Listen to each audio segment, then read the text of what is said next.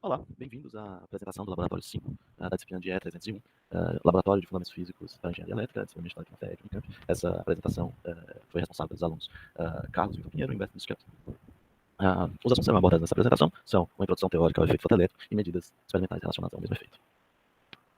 Bem, em 1887, o físico Henry Hertz, ele montou experimentos na tentativa de comprovar a teoria eletromagnética de Maxwell e a teoria das ondas eletromagnéticas propostas por Maxwell. E, basicamente, o que ele fez foi criar um feixe de onda, uma descarga elétrica entre dois eletrodos, e tentar capturar o sinal das ondas eletromagnéticas que estavam sendo propostas pelo Maxwell em uma antena ressonante que estava ligada a dois eletrodos que faziam a detecção dessas ondas. Ou seja, quando essas ondas chegavam na antena, havia uma descarga nos eletrodos do receptor. Né? E esse foi um dos experimentos mais importantes para a comprovação da teoria eletromagnética de Maxwell. Mas é um caso interessante porque, ao mesmo tempo, foi também uma das primeiras observações dos fenômenos quânticos da luz. Basicamente, o que o Henry também observou, o que o Hertz também observou, foi que quando o receptor, os cátodos do receptor, os eletrodos do receptor, eles estavam expostos à luz que era emitida pelo receptor, pelo transmissor, no caso aqui os eletrodos do transmissor, o salto, a detecção, a descarga elétrica da detecção das ondas eletromagnéticas, elas eram facilitadas, elas aconteciam mais fácil. Hoje entende-se que, basicamente, o que acontecia é que os fótons que eram gerados naquele feixe de luz, eles chegavam até os eletrodos do receptor e eles conseguiam ejetar alguns elétrons da estrutura metálica. Isso ajudava a ionizar o ar e facilitava que a descarga acontecesse. Né? Mas é interessante, porque o mesmo experimento que comprovou uma aqui das teorias ápice da física clássica, também, ao mesmo tempo, estava observando alguns efeitos quânticos da luz, alguns efeitos de quantização da luz. Bem, posterior a isso, em 1899, o físico alemão Philipp Lenard, ele refinou as experimentações com eletrodos e feixes de luz. Então ele criou um aparato parecido com esse que está sendo mostrado na imagem, né? Em que você tinha eletrodos, potenciômetros, amperímetros, uma estrutura, um circuito elétrico, basicamente, e uma proteção de um tubo a vácuo que poderia tirar imperfeições, incertezas relacionadas ao experimento. Né? E ele foi capaz de fazer medidas experimentais, de observar diferentes efeitos, mas quem foi o responsável por conseguir interpretar, primeiro conseguir interpretar de uma forma correta todos esses efeitos e o efeito que ficou conhecido como efeito fotoelétrico, e que hoje é um efeito importantíssimo em várias tecnologias, foi o Albert Einstein.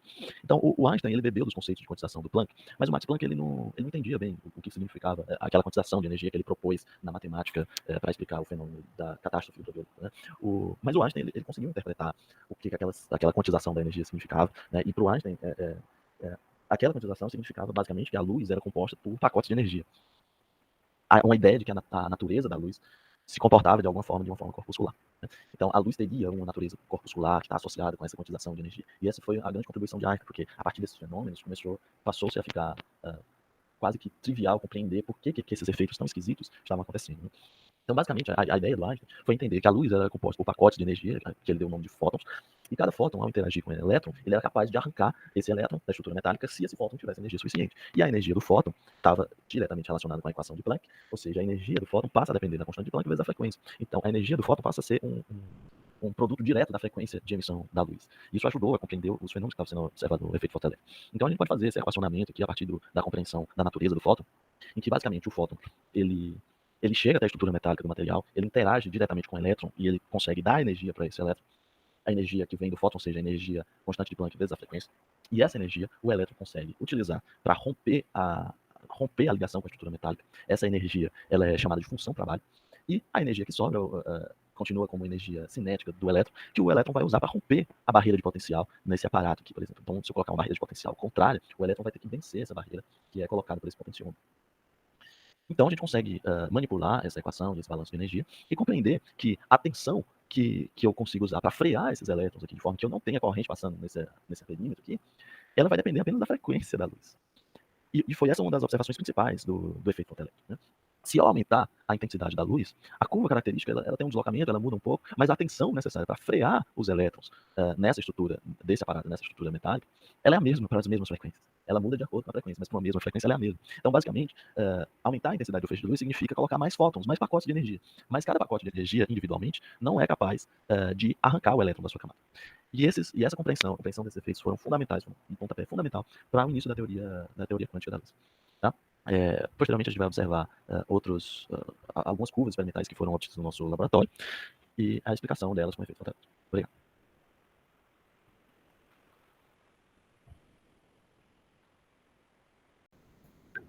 Para os testes experimentais, nós utilizamos uma lâmpada de mercúrio, um medidor de tensão e corrente.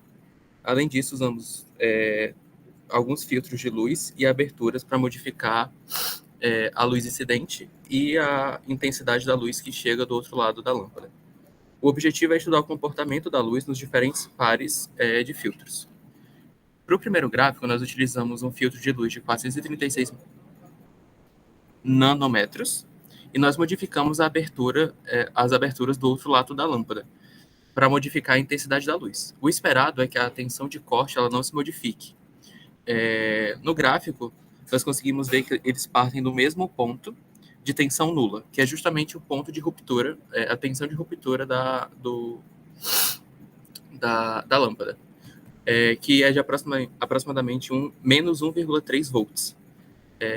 Então, os experimentos eles são de acordo com o que a gente esperava na teoria.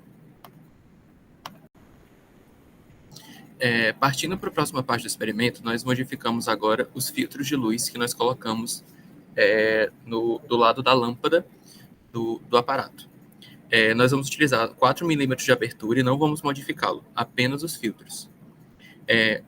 Para o filtro de quase 33 nanômetros, nós já calculamos que é essa faixa laranja do primeiro gráfico, mas agora nós vamos pegar os pontos para a curva para 546 nanômetros, 577 nanômetros e 375 nanômetros.